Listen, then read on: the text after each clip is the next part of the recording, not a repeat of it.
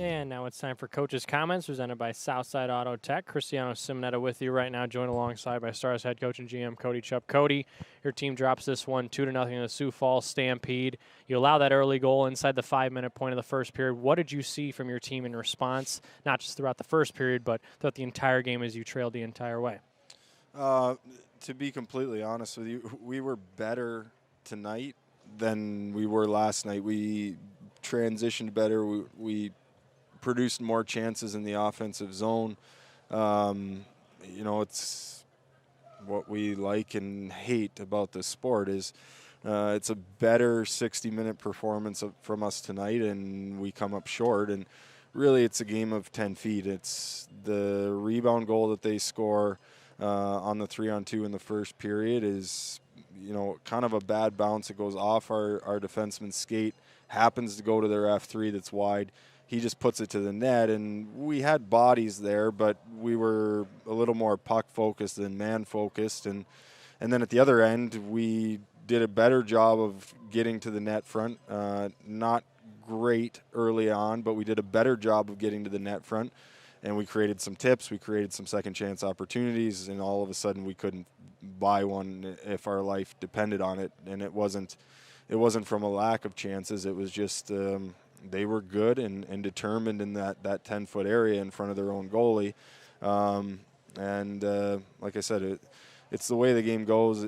Again, we can say, hey, good job, guys. We played better tonight, but ultimately that's not what we're here for. And we have to continue to build and get better, and that's our focus going into tomorrow, just like last night meant nothing to us tonight.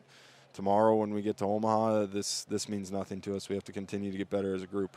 Yeah, the 10-foot area you were talking about, Sioux Falls being able to block so many shots tonight. I mean, you get 30 on goal, but I think you had at least 25 more directed at the front of the net. The power play 0 for 5, but the penalty kill, they're 5 for 5. They've been keeping you guys in it. But were all those penalties taking away from your 5-on-5 game due to the amount of minutes that you were spent having to kill those penalties throughout the game? Yeah, no question.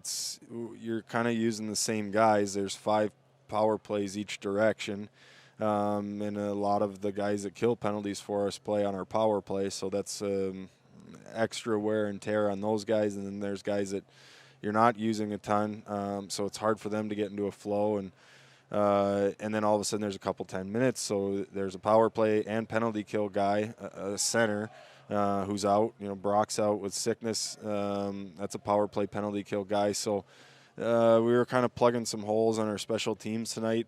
Huge credit to the penalty kill doing a great job and finding a way there. And we need to do a better job when our personnel are adjusted slightly on the power play of sticking to the plan and make sure we're working together. But no, I was obviously pleased with the penalty kill, and the power play, we got to continue to find a way, because that can be a game changer down the stretch. How emotional was this game for you, just being on the bench? I can't imagine what it was like for the guys on the ice. We saw so many entanglements, so much after the whistle. You see Brad Morrissey get clipped up high, and he takes exception to that. Christian Sarlo's not a guy that you expect to be in the middle of something, and he gets taken down in front of the net after getting some jabs from Jackson Stauber.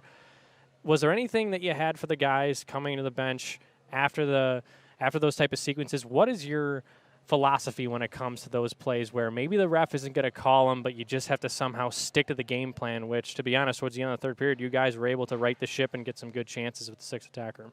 Yeah, I think the message was similar to what it was last night. It's us against the world, and we're okay with that. And tonight was a poorly officiated game.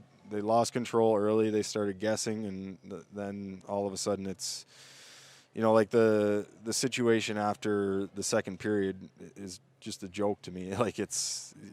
They have no idea what happened, how it started. There's no control, and then they make up for it by guessing and getting mad at you, and you saw what happened. So it's a tough situation to be in, but again, that's something that we can't control. So our message to the guys is exactly that. It's us against the world. We can't control the refs. There's one guy that gets to talk to the refs, and that's me. And sometimes I wish that wasn't the case. So Moose again. 31 saves. Safe to say, if he starts putting together all these outings, you'll win 90%, 95% of your games, given how potent your offense has been up to just the rare outlier being tonight.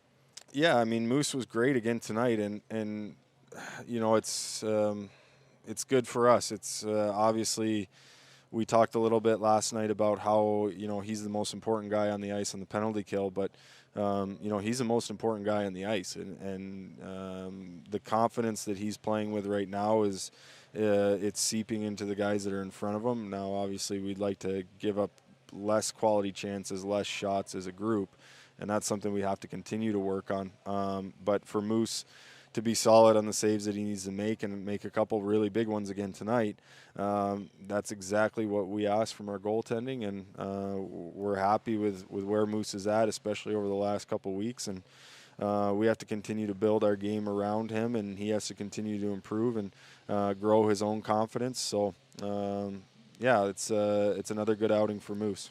One last question for you, Cody. You mentioned the quick turnaround tomorrow against Omaha 405 Central. It's a team that you know very well, one of the biggest rivalries in the USHL, if not the biggest. You've beaten them one time, and that came back in October in that building. They're the hottest team in the USHL right now. Safe to say it's going to be easy for the guys to be prepared and channel sort of that frustration that they encountered into tonight's game and take it into the afternoon tomorrow? Yeah, I mean, I hope so. They should be frustrated. You know, it's important that we do a good job of understanding that although the result didn't come tonight, and this isn't a moral victory by any means, the way we played tonight, the chances that we produced by doing those things that we talked about, we have to stick to it, and we have to continue to improve in that. But we don't need to go off the reservation and all of a sudden try to be something that we aren't. We have to stick with what's given us success, and no question it's going to be a challenge tomorrow. Omaha's coming off, you know, they're playing their third in 3 days, and we're playing our third in 3 days. Both teams would travel. They're at home, so they're going to get a little boost from their home crowd, but our mentality is similar to what it was yesterday and today. You know, it might be us against the world, and that's okay. That's a playoff atmosphere. You know, it's a hostile building. You're not feeling 100%. You know, you may be a little bit tired, a little bit sore, whatever it is, but you have to find a way, and the way you do that is by doing things right and together, and putting the group ahead of yourself, and whatever you may be feeling on a personal level. You know, it's we before me, and that's the way it has to be.